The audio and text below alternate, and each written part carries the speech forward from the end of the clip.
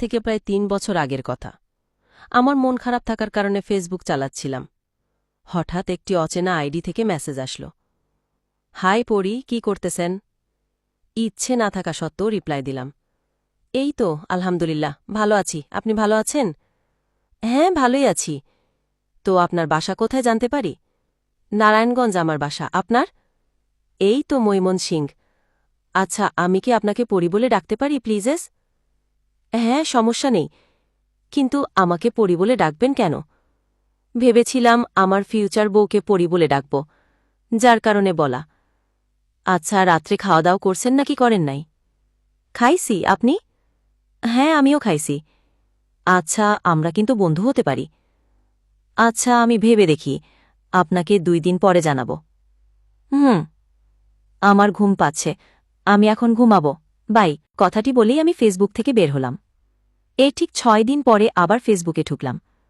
ঢুকা মাত্রই দেখি সেই ছেলেটা 2000টা মেসেজ দিয়েছে।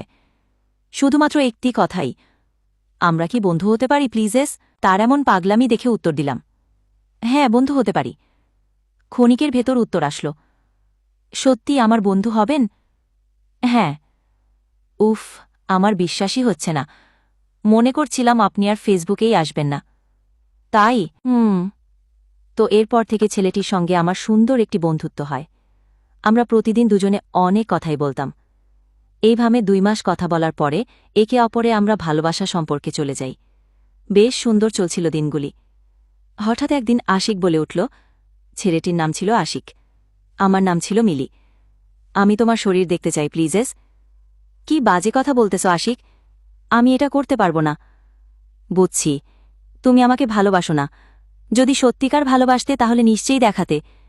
বিয়ের পরে দেখিও, এইসব কিছুই তো তোমার। না, আমি এখন দেখব প্লিজেস। উফ, আশিক, এমন পাগলামি করিও না। দেখাবে কি না? যদি না দেখাও আমাকে আর কখনো ফেসবুকে পাবে না, চিরকালের জন্যে। অফলাইনেই যাব। আশিকের এমন পাগলামি দেখে বাধ্য হলাম এমন নিকৃষ্ট কাজ করতে। নিজের শরীরের পিক তাকে দিলাম। এখন খুশি তুমি? হ্যাঁ, অনেক খুশি। সত্যি তুমি অনেক সুন্দর জান। নিশ্চুপ ছিলাম।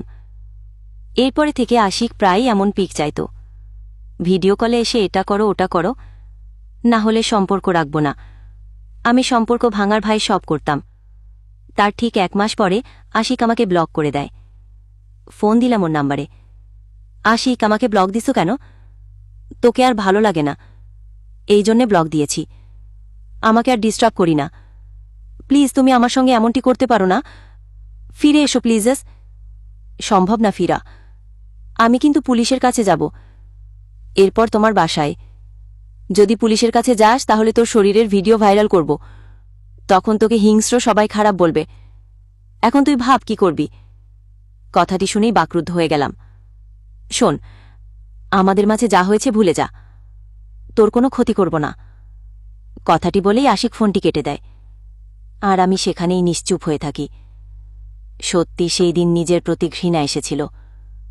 তাই সবার উদ্দেশ্যে বলি, প্রেম ভালোবাসা করবা ঠিক আছে, কিন্তু কখনো নিজের শরীর দিয়ে না, না হলে আমার মতো ঘটবে।